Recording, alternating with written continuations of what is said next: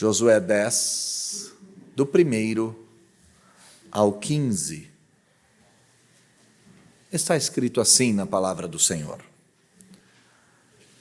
Tendo Adoni-Zedeque, rei de Jerusalém, ouvido que Josué tomara a Ai, e a havia destruído totalmente, e feito a Ai ao seu rei, como fizera a Jericó e ao seu rei, e que os moradores de Gibeão fizeram paz com os israelitas e estavam no meio deles, temeu muito, porque Gibeão era cidade grande, como uma das cidades reais, e ainda maior do que Ai, e todos os seus homens eram valentes. Pelo que Adoni-Zedeque, rei de Jerusalém, enviou mensageiros a Roão, rei de Hebrom, e a Pirã, rei de Jarmute, e a Jafia, rei de Laquis, e a Debir, rei de Eglon, dizendo: Subi a mim e ajudai-me, firamos Gibeão, porquanto fez paz com Josué e com os filhos de Israel. Então se ajuntaram e subiram 5 reis dos amorreus: o rei de Jerusalém, o rei de Hebrom, o rei de Jarmute, o rei de Laquis e o rei de Eglon, eles e todas as suas tropas, e se acamparam junto a Gibeão e pelejaram contra ela. Os homens de Gibeão mandaram dizer a Josué no arraial de Gilgal: Não retires as mãos de teus servos, sobe apressadamente a nós e livra-nos e ajuda-nos, pois todos os reis dos amorreus que habitam nas montanhas se ajuntaram contra nós. Então subiu Josué de Gilgal, ele e toda a gente de guerra, com ele e todos os valentes. Disse o Senhor a Josué: Não os temas, porque nas tuas mãos os entreguei. Nenhum deles te poderá resistir. Josué lhe sobreveio de repente, porque toda a noite veio subindo desde Gilgal. O Senhor os conturbou diante de Israel e os feriu com grande matança em Gibeão. E os foi perseguindo pelo caminho que sobe a Bet-Horon e os derrotou até Azeca e Maquedá. Sucedeu que, fugindo eles de diante de Israel, a descida de Bet-Horon, fez o Senhor cair do céu sobre eles grandes pedras até Ezeca, e morreram. Mas foram os que morreram pela chuva de pedra, do que os mortos à espada pelos filhos de Israel. Então Josué falou ao Senhor no dia em que o Senhor entregou os amorreus nas mãos dos filhos de Israel, e disse na presença dos israelitas: Sol, detém-se em Gibeão, e tu, lua, no vale de Aijalon. E o sol se deteve, e a lua parou, até que o povo se vingou dos seus inimigos. Não está isto escrito no livro dos justos? O sol, pois, se deteve no meio do céu, e não se apressou a pôr-se quase um dia inteiro. Não houve dia semelhante a este, nem antes nem depois dele, tendo o Senhor assim atendido a voz de um homem, porque o Senhor pelejava por Israel. Voltou Josué e todo Israel com ele ao arraial, a Gilgal. Feche seus olhos, baixe a sua fronte. Vamos falar com o Senhor. Deus, obrigado por sua palavra maravilhosa, magnífica, que mexe com os nossos sentimentos e com o nosso coração. Fomos preparados pelos cânticos, pelas preces, pelas leituras, pela liturgia, até este momento. Dialogamos com o Senhor, fomos recebidos pelo Senhor, confessamos os nossos pecados, fomos perdoados, agradecemos. Num culto todo permeado por falas e gestos nossos e do Senhor, fomos preparados para o momento sublime do culto, que é ouvirmos a Tua instrução de maneira clara. É bem certo que nem eu e nem ninguém neste mundo é capaz de expor a palavra com poder, com glória, ao ponto dela transformar vidas. Qualquer pregador sabe que depende exclusivamente do Senhor, e eu não furto a isto, eu dependo de Ti. Que o Senhor me tome em Tuas mãos e me use para falar com o Seu povo de maneira única. E que ao ouvir a Sua voz, sejamos nós todos confrontados, consolados, conformados, transformados. Faça isso em nós e por nós, Senhor. É o que nós te pedimos em nome de Jesus. Amém. Você já teve aquela sensação de que o dia tinha que ter mais do que 24 horas? Eu já, e imagino que você também. Acordamos cedo e saímos para trabalhar, e daqui a pouco já deu a hora do almoço, e então a correria do dia a dia nos toma conta, e sem nos darmos conta, chegou às 6 horas da tarde, já é hora de retornar, ou já é hora de preparar a janta, e em pouco tempo o dia que se apresentava produtivo, se foi de maneira ligeira, de maneira rápida. Eu tenho essa sensação, acho que todos os dias. Eu tenho essa sensação, inclusive, aos finais de semana. Antes eu não tinha, hoje até de final de semana, quando eu vejo, já acabou. Quando eu me dou conta, já se foi. Você já pensou em algum momento, quem dera se o dia tivesse 30 horas? Quem dera se o dia tivesse 48 horas? Infelizmente, nem eu nem você vamos experimentar um dia cumprido, além das horas estabelecidas no relógio. Mas isso não significa que isso não aconteceu. Esse texto que nós acabamos de ler mostra-nos o maior dia de toda a história. A ciência já quebrou a cabeça para tentar resolver esse dilema. Bom, se o Senhor parou o Sol e a Lua, Ele parou a rotação da Terra, Ele parou a rotação do universo. Isso seria impossível, e nós crentes olhamos e falamos: você não conhece o nosso Deus. Não há impossível para Ele. Já os céticos e os liberais disseram: tudo isso aqui não passa de metáfora. E nós olhamos para eles e falamos: interessante que metáforas matam a gente na Escritura. Nós não olhamos para a Escritura pelos cientistas, não olhamos para a Escritura pelos olhos dos liberais, nós olhamos para a Escritura como ela é. Palavra de Deus, inerrante, infalível, autoritativa. Tudo que está aqui aconteceu como está aqui. E por ter acontecido dessa forma, eu e você podemos olhar para esse texto e enxergar o maior dia de todos em termos de duração de tempo.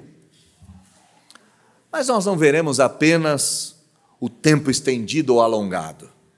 O que nós veremos aqui é mais do que isso. Nós olharemos para a igreja e nós olharemos para a família. Nós olharemos para os crentes e para o dever de todos os crentes. Mas principalmente, nós olharemos para Deus e todo o seu poder manifesto no dia mais longo que já existiu nessa terra. Vamos começar então a olhar esse dia mais longo por meio de reflexões sobre a igreja e a família. Mas essas reflexões virão apenas no final desse primeiro bloco de texto que nos conta a união do povo de Deus e a união dos opositores do povo de Deus. Olha como começa o texto. O texto começa trazendo-nos à memória aquilo que nos fora ensinado no início do capítulo de número 9, isto é, a união, a liga, a junção dos reis amorreus, dos reis cananeus contra o povo de Deus. Começa com a apresentação do rei de Jerusalém, juntando os demais reis para a peleja. Olha o versículo primeiro. Tendo Adoni, Zedeque, e aqui é interessante, né? Porque é a primeira vez que a palavra Jerusalém vai aparecer na sua forma plena. Ela apareceu como Salém lá atrás, e Zedeque e Melquisedeque são reis dessa cidade. A diferença é que Melquisedeque era crente e Zedeque é um ímpio. Zedeque, rei de Jerusalém, ouviu que Josué tomara Ai e havia destruído totalmente, feito a Ai ao seu rei, como fizeram a Jericó ao seu rei. Ele ouviu então que Josué tinha destruído 2 cidades, e tinha destruído, ceifado a vida de 2 reis. Mas há um terceiro episódio que o rei Adoni-Zedeque ouviu. Ele ouviu que os moradores de Gibeão fizeram paz com os israelitas. E fizeram tamanha paz que agora Gibeão, os heveus, se tornaram um com Israel. O resultado dessa história, nos ouvidos do rei Adoni-Zedeque, está aqui no versículo de número 2. Ele temeu. Ouviu falar que Josué destruiu Ai e enforcou o seu rei, Josué destruiu Jericó e devastou o seu reinado, que Gibeão, que antigamente era aliado dessa liga de nações, se bandeou para o outro lado, fez paz com os israelitas, estavam no meio deles, então Adoni temeu. E quais são os motivos desse temor? Estão aqui no versículo de número 2. Temeu, porque Gibeão era cidade muito grande, temeu, porque Gibeão era maior do que Ai, e temeu, porque os seus homens eram valentes. A compreensão aqui do rei é um tanto óbvia. Gibeão era como uma das cidades reais. Os heveus, aqui, povo de Gibeão, eles tinham 4 cidades. É só depois dar uma olhada no capítulo de número 9. 4 cidades reais, 4 cidades muradas. E era um povo de guerra, era um povo valente. Ao juntar as conjunturas, Israel destruiu Ai e Jericó, Gibeão se uniu com Israel. Gibeão tem uma cidade fortificada, maior do que Ai, e todos os seus homens são valentes, então ele teme, e o que ele faz? Ele junta outros povos para a guerra. Versículo 3, Adoni-Zedeque, rei de Jerusalém, enviou mensageiros a Roão, rei de Hebrom, a Pirã, rei de Jarmute, e a Jafia, rei de Laquis, e a Debir, rei de Eglon. Interessante a arqueologia nos dizer, todas essas cidades ainda existem até hoje, todas essas cidades estão lá. Se um dia você puder visitar o estado de Israel, você poderá procurar no mapa essas cidades, todas elas ainda existem, algumas delas chegando perto de 7, 8 mil anos. Fechado aqui essa informação, ele faz um pedido. O rei de Jerusalém faz um pedido aos outros reis. E qual é o pedido? Versículo 4. Venham para cá e me ajudem a atacar Gibeão, pois os gibeonitas fizeram paz com Josué e com todos os israelitas. O rei de Jerusalém, ouvindo falar que Ai, Jericó e Gibeão, aquelas 2 primeiras destruídas, Gibeão absorvida, Gibeão, uma grande cidade cheia de guerreiros, ao ouvir falar disso, se prepara para a guerra. Manda chamar aliados, para que estes aliados todos lutem contra Gibeão. Lembre-se sempre, os gibeonitas faziam parte dessa liga cananeia, dessa liga dos amorreus. Eles eram amigos até Gibeão se render a Israel. Qual é a resposta desses reis outrora aliados? Versículo de número 5. Se ajuntaram e subiram os 5 reis dos amorreus, rei de Jerusalém, de Hebrom, de Jarmute, de Laquis e de Eglon, eles e todas as suas tropas, e partiram em direção a Gibeão e começaram a guerra. E começaram a peleja. Mas aqui, meus irmãos, aparece, no mínimo, o senso de humor de Deus. E por que eu estou falando de senso de humor? Porque eu enxergo nas Escrituras um Deus bem-humorado. E um Deus que olha a tolice dos homens e se ri dela. Aliás, isso está escrito no Salmo de número 2. O Senhor Deus olha para essa cena e expõe a tolice dos homens. E por que eu estou dizendo isso? Ora, ouviu falar que Israel destruiu 2 cidades. Os gibeonitas agora são israelitas. Eles têm uma cidade fortificada e cheia de guerreiro e vai atacá-la? Não pode atacar. Se eu ouço um negócio desse, eu coço a minha cabeça e falo, bom, eu vou fazer como os gibeonitas, eu vou dar um jeito e vou fazer paz com esses caras. Eles já eram fortes, agora eles têm Gibeão, eles estão mais fortes. Mas os inimigos de Deus são tolos por natureza. Aliás, o pecado emburrece, o pecado enrijece, o pecado idiotiza. E os inimigos de Deus, por causa dos seus grandes pecados, são tolos. Ao invés de recuarem, atacam. Ao invés de se renderem, pelejam. Ao invés de hastearem a bandeira branca, eles lutam. Mas não é só a tolice a causa dessa luta. O povo de Deus gera dissabores pela sua própria existência. Os opositores do Evangelho odeiam o povo de Deus, e principalmente quando o povo de Deus está em paz e quieto. Pode perceber que quando você está quieto, vem alguém de fora e te inferniza. É assim. É desse jeito. Não tem como nós evitarmos a guerra com os opositores. E não há como nós melhorarmos os dissabores que são gerados na boca daqueles que odeiam ao Senhor Deus. A nossa presença gera amargor nos lábios dos inimigos do Senhor. Grava isso. A tua presença como um servo do Senhor santo, mesmo quieto, gera dissabor nos inimigos.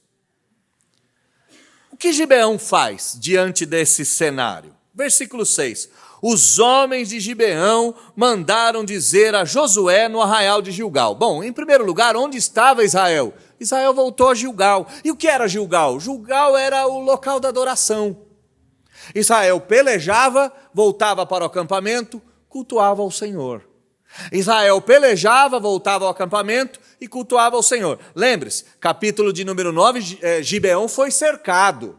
A cidade de Gibeão foi cercada, Assim que o cerco terminou, Israel volta a Gilgal, volta para adorar o Senhor Deus, volta para se congregar ao redor da arca, exatamente no modelo do deserto. Tá? A arca no centro, o povo ao redor, os cultos e os sacrifícios diários. Era essa a vida de Israel.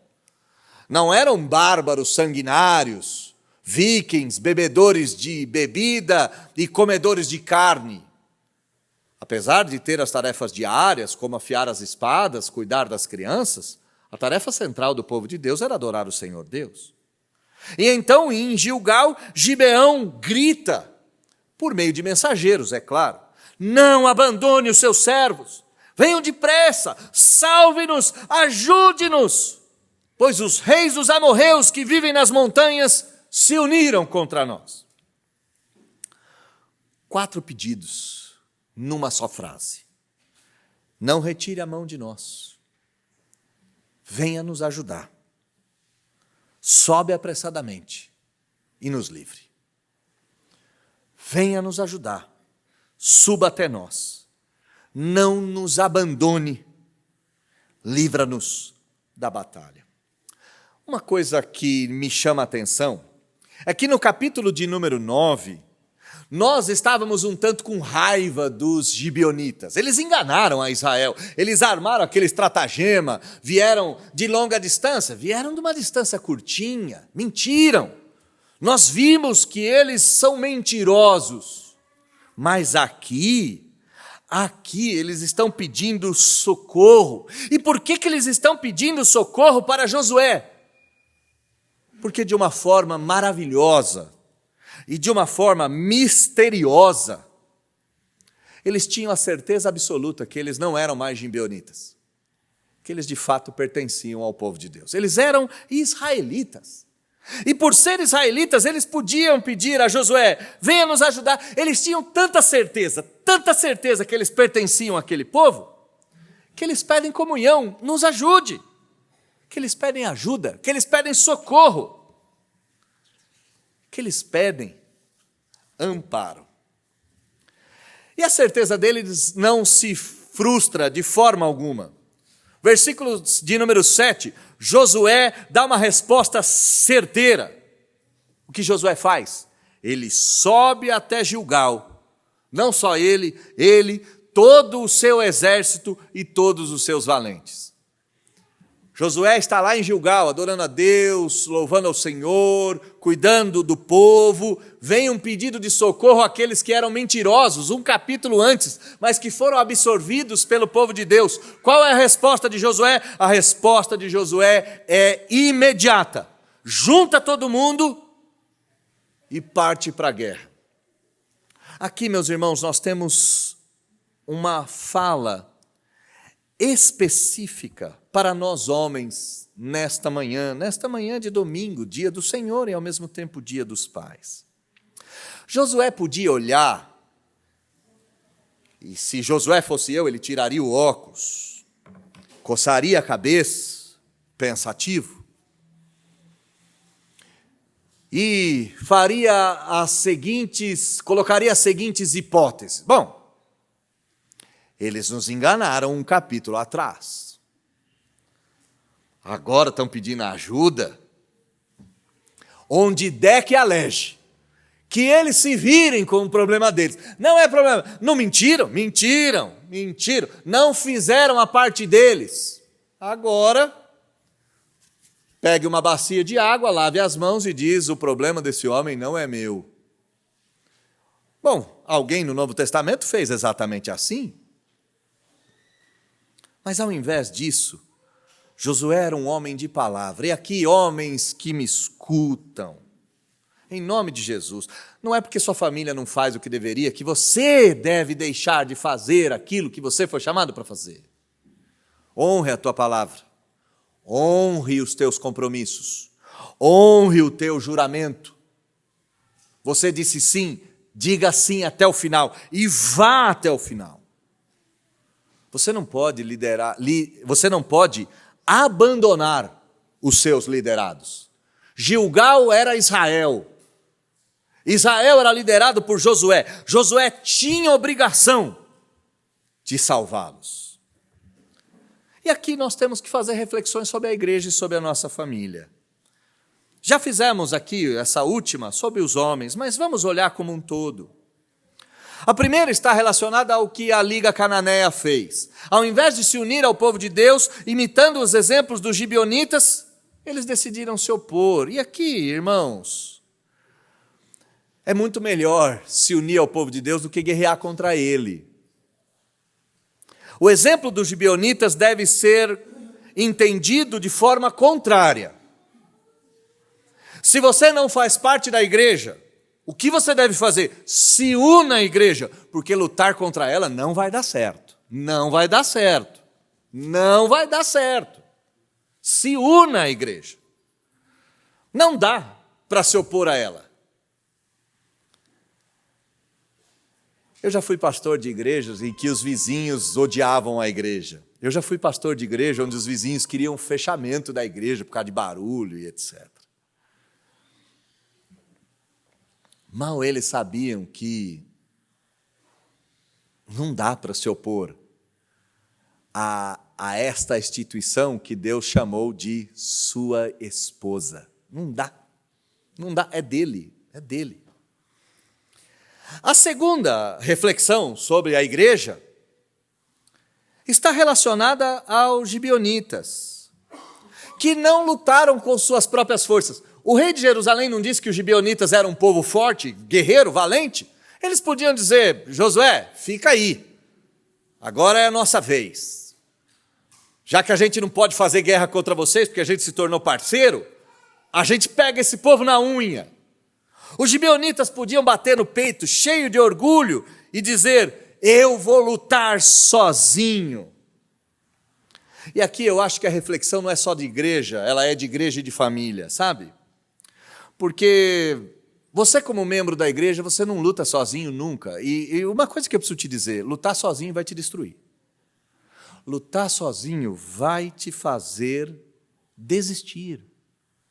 Na igreja a gente luta junto. Ah, mas eu tenho vergonha de expor os meus problemas. Meu irmão, você não está expondo os seus problemas para estranhos, você está expondo os seus problemas para irmãos. Não dá, você faz parte de um time, você faz parte de um corpo, você faz parte de uma igreja. Não dá para lutar sozinho. E um segundo aspecto, não dá para lutar sozinho em casa. Ah, eu tenho problema em casa, eu tenho dificuldade no meu casamento, eu tenho dificuldade com dinheiro. Não dá para lutar sozinho. Olha para os gibeonitas e aprenda em nome de Jesus. Está com dificuldade? Pede ajuda para a igreja. Você é membro da igreja, peça ajuda para a igreja. Está difícil em casa? Não se ensimesme. Vou me trancar em casa, agora eu fico lá. É estranho que começam os problemas, as pessoas desaparecem da igreja. Gibeão, a cidade fortificada, nos ensina, é pedindo socorro, socorro, socorro. Josué nós já vimos, que é o terceiro aspecto, mais relacionado aos homens. Deu a palavra, cumpra, custe o que custar. Mas por último, nós temos uma lição aqui sobre os próprios israelitas. Os israelitas estavam murmurando. É interessante isso, que no capítulo de número 9, quando eles descobrem que foram enganados, eles murmuram dizendo: vamos matar todos os gibeonitas. Chegou a hora da matança. Que cumprir acordo que nada. Eles mentiram. O que Israel faz? Olha de novo o versículo de número 7. Ela sobe com Josué de Gilgal até Gibeon imediatamente. A reflexão vai primeiro para a igreja do Senhor. Se você tem líderes bíblicos, obedeça a seus líderes e caminhe com eles. Se você é membro de uma igreja que não tem uma liderança boa, sai de lá, sai de lá, sai de lá. Se o seu líder não é bíblico, vaza de lá. Não é seu lugar. Mas se você está numa igreja que a liderança é bíblica, se junte à liderança. Vamos fazer um mutirão, vamos fazer um encontro, homens, mulheres, adolescentes, vamos para cá, vamos para lá, vamos andar, vamos avançar, vamos evangelizar. O que você deve fazer? Se junte a eles, se junte. E não só isso. Por ser igreja, você não tem o direito, direito não, pelo amor de Deus, você não tem o direito, você não tem o direito de abandonar quem pede ajuda. Ah, mas eu devo ajudar todo mundo? Não, você deve ajudar quem é do seu povo, está aqui, Gibeão, povo de Deus. Você não tem o direito de dizer não, você não tem o direito de falar não vou. Não é direito seu dizer eu não vou. O povo de Israel vai. Eles queriam matar os gibeonitas, lógico que queriam. E vocês acham que eles foram agora felizes? Não, vão matar os gibeonitas de novo. Nos enganaram e agora nos dão trabalho. Mas vão. Lembra daquela parábola que o Senhor Jesus conta? Que certo homem tinha 2 filhos. Um disse, eu vou, e não foi. O outro disse, não vou, e foi. E ele pergunta, qual dos 2 fez a vontade do pai? O que disse que ia e não apareceu, ou o que foi bravo, resmungando? Ora, ninguém falou que você precisa ir feliz. Não foi dito isso. A única coisa que foi dito é que você tem que ir. Tem que ir. Que lições preciosas para a família e para a igreja, né? Que lições incríveis. Você tem que ir. Você tem que ir. E aqui, vamos piorar a situação? Você tem que ir visitar sua sogra, você tem que ir na casa do seu cunhado, você tem que ir nos aniversários, você tem que ir fazer todas essas coisas. Você tem que ir. Faz parte de ser família, de ser povo de Deus, faz parte. Ok, saímos desse primeiro episódio com reflexões para a família e para a igreja. Agora vamos fazer algumas reflexões sobre os crentes e o dever que os crentes têm. Versículo de número 8, a cena é interrompida com a voz do Senhor. A voz do Senhor vai se introduzir, intrometer nessa história. A voz do Senhor será ouvida lá em Gilgal. E o que o Senhor vai dizer? Não os temas, porque nas tuas mãos os entreguei, nenhum deles te poderá resistir. E aqui é incrível, porque Josué sabia contra quem estava lutando. Ele estava lutando contra a Liga Cananeia. 5 povos, 5 reinos. Ele estava lutando pela primeira vez contra um exército em campo aberto. Esta é a primeira incursão de Israel no campo aberto. É a primeira marcha em direção à batalha. O que eles encontrariam do outro lado? Carros de guerra, cavalos, cavaleiros, armas. Eles encontrariam um exército todo acampado e pronto para a peleja. Josué rapidinho diz: vamos ajudar Gibeão, juntem as coisas, é a hora da partida, juntem a espada e vamos, homem!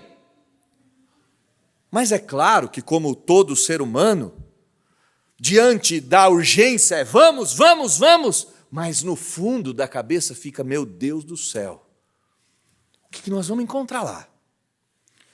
O que nos espera? E o Senhor diz: Josué, não temas.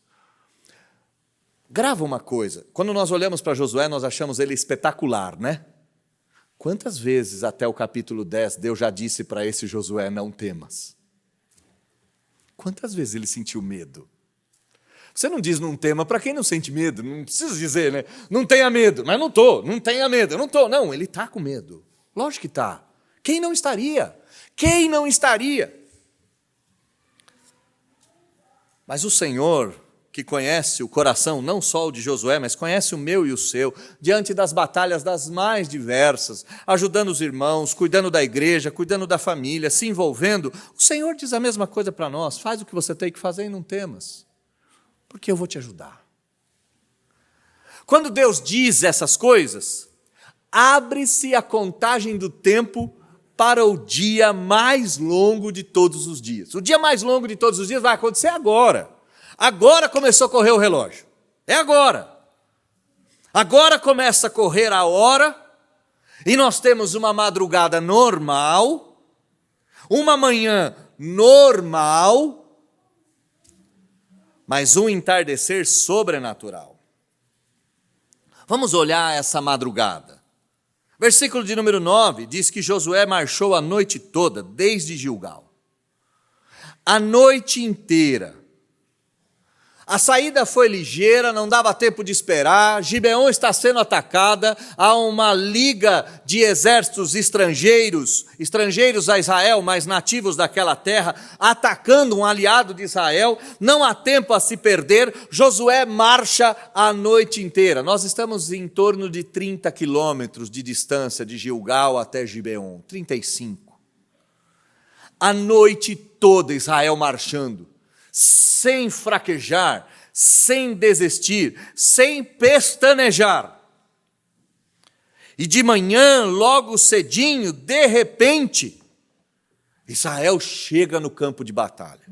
Imagina, os gibeonitas aguentando firme nas suas muralhas, os exércitos de 5 reis atacando de todos os lados. De repente, do alto da montanha, chega Israel. Me lembra a cena do Senhor dos Anéis, das 2 torres, quando os cavalos chegam até o campo de batalha. Incrível, olha-se para o lado. Ou me faz lembrar do último filme do Senhor dos Anéis, quando Gandalf chega sob a montanha. É incrível, essa é a cena, a guerra acontecendo aqui embaixo e de repente o povo de Israel todo aparecendo. O Senhor os acompanhou de forma silenciosa aquela madrugada. O Senhor esteve com eles. O Senhor já tinha dito: se acalmem.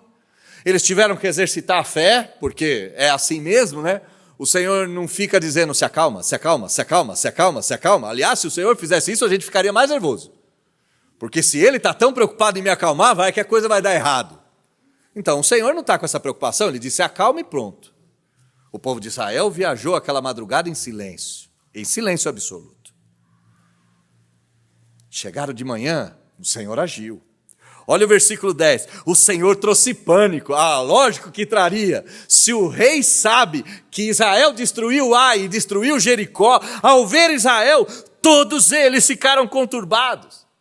E agora, atacamos Gibeão, nos protegemos de Israel, o que faremos? Parece um tanto natural essa reação, mas não se esqueça, o Senhor é quem trouxe pânico a eles. Foi o Senhor, não foi o exército de Israel, foi o Senhor. Como eles viram a presença do Senhor, eu não faço a menor ideia. Mas o Senhor infringiu neles um pânico, um terror, um pavor. E esse pavor desbaratou o exército. Olha o que aconteceu, o versículo de número 10 diz que eles foram feridos com grande matança em Gibeão. Em Gibeão começou a guerra, pessoas caindo de todos os lados, Israel avançando. Israel poderia simplesmente defender a cidade e falar, bom, fizemos nosso papel, agora vamos embora. Mas olha o restante do versículo 10. E Israel os feriu com grande matança em Gibeão, e os perseguiu pelo caminho que sobe a Bet-Heron, e os derrotou até Azeca e Maquedá. O autor do livro de Josué está nos dizendo como foi aquele dia. Aqui ele está antecipando toda a história. Ele está dizendo, Israel não só entrou para a guerra em Gibeão, eles continuaram. Bet-Heron era um declive, é um declive que tem em Israel, são 200 metros que caem, são 200 metros que caem 3 quilômetros, não lembro mais, está em algum lugar das minhas anotações. Mas é um lugar que desce, pronto, tá bom assim. Pensa, não lembro mais a medida, mas é um lugar que desce. Israel desce a montanha seguindo a liga cananeia e vai até as planícies, e nas planícies, lá em Azeca e Maquedá, todos eles são destruídos. Israel não retrocede. E, irmãos, preste bem atenção nisso. Não dá para guerrear 5 minutos e parar. Algumas das coisas que nós temos mais dificuldade são aquelas que a gente não dá cabo delas. Por isso que elas voltam, elas crescem, é que nem barba. Algumas das nossas lutas, ou a gente vai até o final, ou a gente nem começa. Não dá para dar 2 passos e depois desistir. Israel vai até o final. Bom, no versículo 11, volta esse caminhar, de Gibeão até Bet-Heron, até Azeca e até a cidade de Maquedá. O que aconteceu na descida de Bet-Horon? Na descida de Bet-Horon, uma incrível chuva de pedras caiu sobre a liga cananeia. Uma incrível chuva de pedras. E aqui os teóricos vão dizer chuva de meteoros ou chuva de granizo.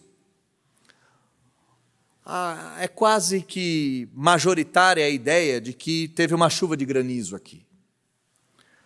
O caminho é íngreme, é uma caída enorme, é uma montanha toda cortada. Alguns lugares desta montanha só dá para descer de corda. A liga cananeia está fugindo. Ali eles se esconderiam em cavernas, atrás de pedra. Seria um cenário terrível para Israel. Então o Senhor, que permaneceu em silêncio na madrugada, que chegou de manhã e consternou ao coração dessa liga cananeia, o Senhor age. O Senhor é Deus forte nas batalhas, nós não podemos esquecer disso. E essa chuva de pedras foi tão devastadora, que diz o texto que mais gente morreu pela chuva do que pela espada. Mais gente morreu pela chuva de pedra do que pela espada. E aí é interessante, né, quando os teólogos liberais dizem que é metáfora, né, isso aqui é só uma metáfora. Nós olhamos para eles e dizemos, pois é, que metáfora que mata a gente, né? Metáfora estranha que mata milhares de pessoas. Josué está vendo a oportunidade, e ele tem uma oportunidade aqui de ouro. Por quê? Se ele destrói 5 reinos, todo o sul do território está conquistado imediatamente. Só que o mesmo dilema que ele tem é o que a gente tem. Não vai dar tempo de terminar a guerra. Não vai dar tempo. Josué olha aquele povo fugindo, a chuva de pedra, sim, o Senhor está trabalhando com eles. Mas se ele olhasse no relógio, ele ia dizer, eles vão fugir. Eles vão se esconder, eles vão conseguir voltar cada um para a sua cidade. E se eles voltarem para a cidade, nós vamos ter um trabalho danado, porque nós vamos ter que atacar cada uma das 5 cidades. Então Josué, num ato único em toda a Escritura, único, inigualável, Josué fala ao Senhor na presença dos israelitas. Aqui, irmãos, é incrível a ousadia, a coragem, a determinação deste homem, e mais do que isso, o conhecimento que ele tem do Senhor Deus. Ele conhece tanto o Senhor Deus, e ele sabe que o Senhor disse, eu entreguei-lhes nas tuas mãos. Que ele para a guerra na presença de todo Israel,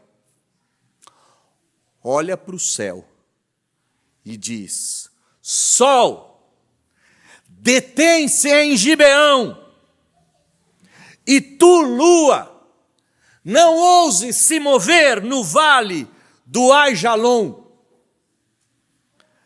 Ele não fez isso escondidinho, né? Senhor, sem ninguém ver, vai que dá errado, né? Vai que dá ruim, né? Não passa isso pela cabeça dele em momento algum.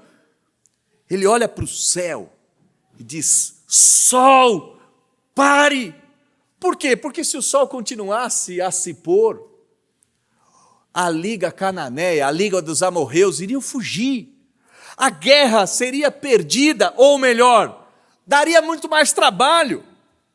Josué sabe que tem uma chance única e clama ao único Deus. É incrível. Diante de chances únicas, só o único Deus pode resolver. Diante de chances únicas, só o único Deus pode agir. Versículo de número 13.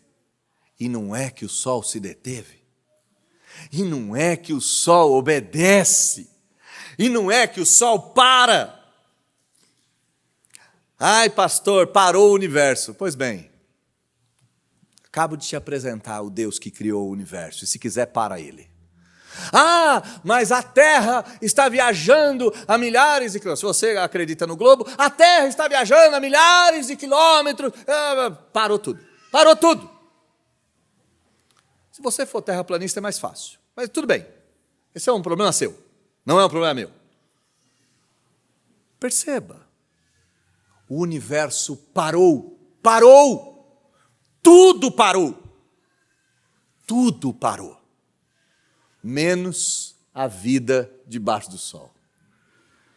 O que o povo de Israel fez? O povo de Israel lutou e se vingou dos seus inimigos.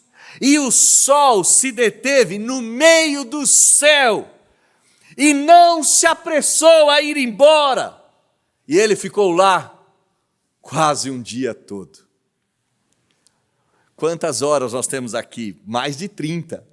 Que incrível esse texto, que incrível esse texto, que maravilhoso. O Senhor fez o sol e a lua se deterem. E aqui, talvez você esteja coçando a cabeça e se você olhou o versículo 13, você viu que eu pulei. Não está escrito isso no livro dos justos. Que raio de livro é esse? Bom, parece que Israel tinha um livro onde ele escrevia, onde contava tudo aquilo que o Senhor fez de maneira miraculosa, todas as vitórias de Israel. Esse livro do justo se perdeu. Ele vai ser citado nas Escrituras mais 2 vezes, mas ele se perdeu. O importante não é isso. Ai, é uma metáfora. Aqui é a mesma coisa, né? Você olha os 2 primeiros capítulos da Bíblia e está escrito lá que o Senhor Deus fez os céus e a terra, que o Senhor Deus criou as coisas num dia, né? E os liberais dizem, isso é um dia metafórico, um dia para Deus é 1000 anos, durou milhares de anos. Aí você termina o texto e diz, e houve tarde e manhã. Bom, é um dia de 1000 anos com tarde e manhã, então você tem que explicar essa tarde e manhã de 1000 anos, né? Dias de 24 horas, dias israelitas, dias bíblicos. E aqui, metáfora, versículo 14: não houve dia semelhante a este, nem antes e nem depois, nunca mais existirá. Isso não é uma metáfora, isso é real.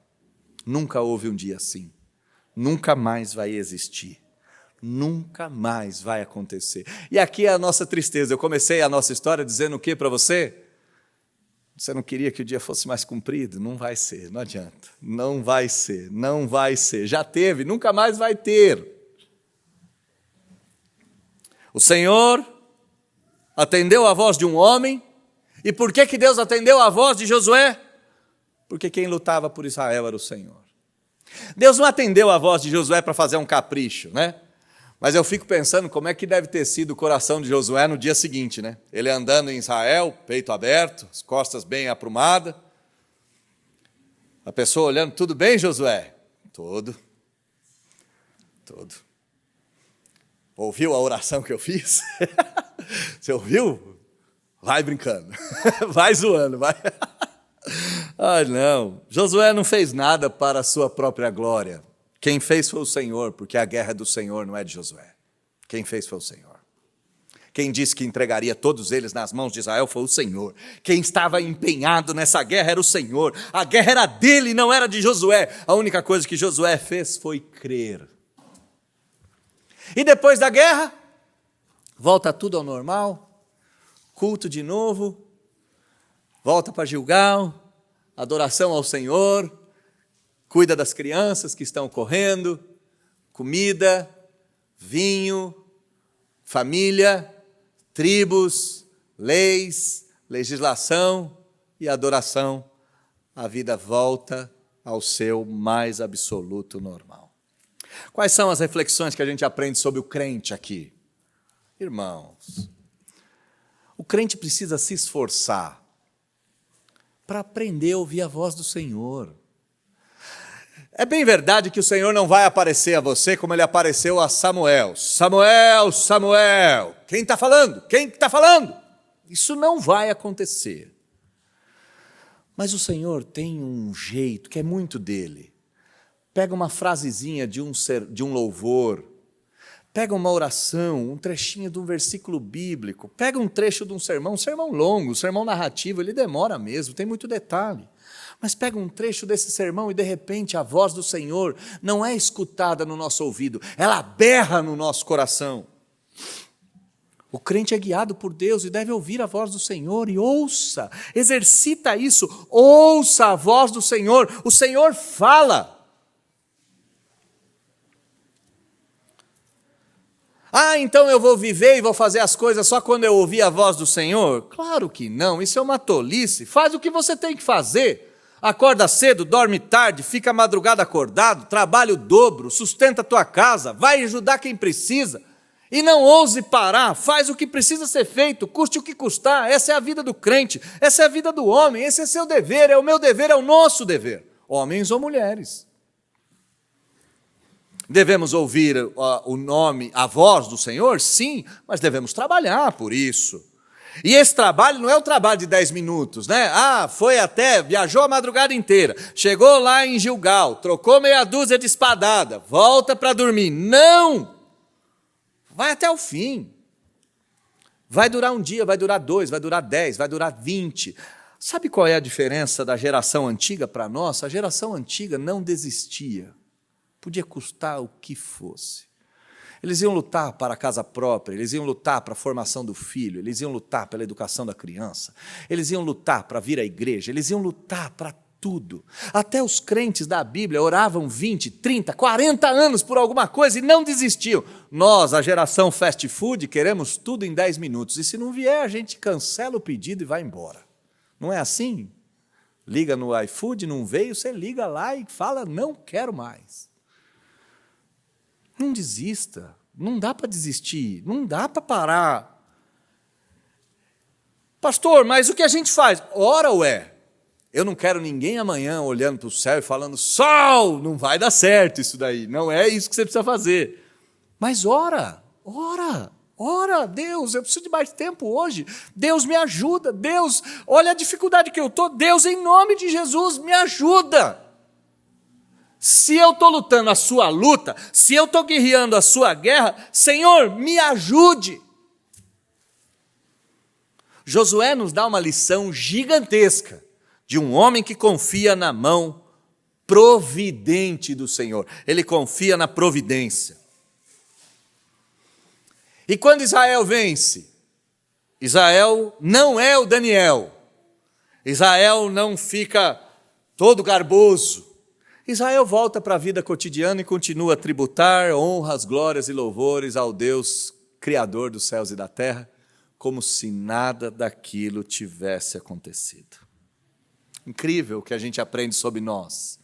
Nós devemos ouvir a voz de Deus, fazer a nossa parte, não podemos desistir, devemos orar, devemos confiar em Deus e devemos continuar a nossa vidinha.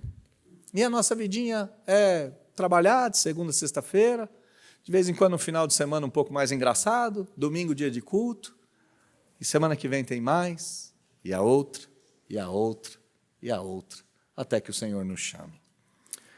Por último, que hoje eu estou para estourar tempo, então já estourei aqui também. O que a gente aprende sobre Deus? Ah, meu irmão, quanta coisa a gente aprende sobre Deus. A gente aprende que Deus fala, a gente aprende que Deus desbarata inimigos, a gente aprende que Deus manda na natureza e joga pedra na cabeça dos pagãos, a gente aprende que Deus para o sol e bota ele numa coleira, a gente aprende que Deus para a lua, a gente aprende que Deus ama o seu povo, mas mais do que isso, talvez a maior lição que a gente aprende nesse texto é que Ele existe e que Ele nos ama.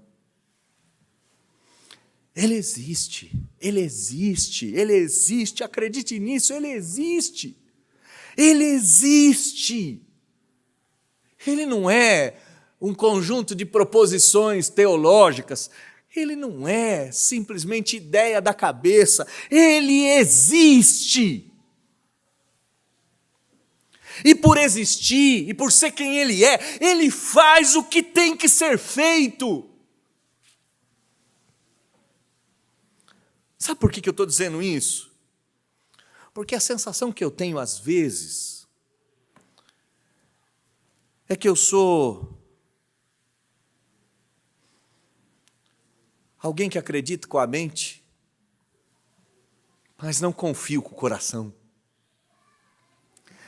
Eu digo isso para você porque eu acho que esse não é um fenômeno meu particular. Esse é um fenômeno do nosso tempo. A gente acredita, sim, Deus fez, Jesus ressuscitou dentre os mortos, a Bíblia é a palavra de Deus, tudo mais. Prova, a gente diz. Confia, a gente caminha, a gente... eu não tenho provas, eu não tenho evidências, eu não tenho condições. Meus irmãos, pelo amor de Deus, Deus existe. E Ele não é um deusinho como o diabinho dentro da garrafa de um seriado ou de uma novela do passado. Ele existe como criador e sustentador de todas as coisas. Ele existe, e se Ele precisar frear o universo, andando a 1440 quilômetros por hora, ao redor de uma bola de fogo, numa elipse gigantesca, se Ele precisar frear tudo, Ele não precisa nem de preparo. Ele simplesmente diz, chega! Agora o que é mais legal, não é só que Ele existe, é que Ele nos ama. Ele nos ama.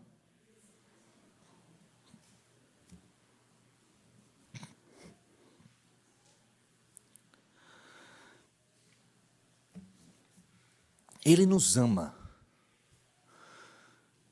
Ele não ama israelita de berço, sabe? Os presbiterianos de nascimento nobre. Ele ama gibeonita, mentiroso, picareta. Ele ama. Ele ama. Ele ama. E ama de verdade. não ama mais ou menos, Ele ama de forma clara.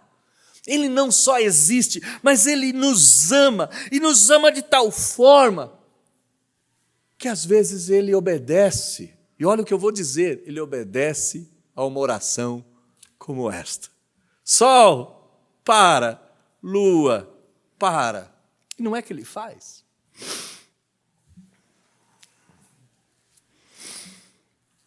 A maior prova que Ele nos ama não é que Ele atende a nossa oração. A maior prova que Ele nos ama é que Ele mostrou isso enviando o Seu Filho em semelhança de homens para morrer no nosso lugar. E essa proposição é definitiva.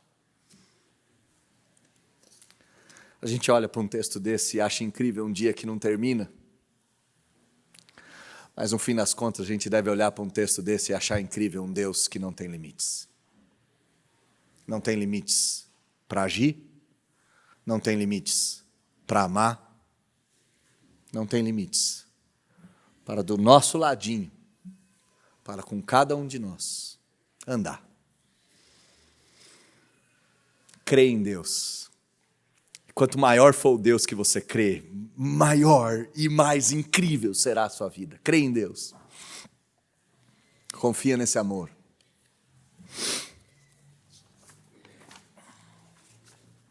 E siga em direção à terra prometida.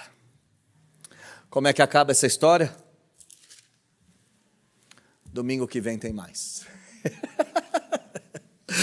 Domingo que vem a gente descobre o que aconteceu aos reis desse povo, o que aconteceu com o povo de Deus e como terminou esse dia, o maior dia da história, o maior dia de todos os tempos. Feche seus olhos, baixe sua cabeça, vamos orar.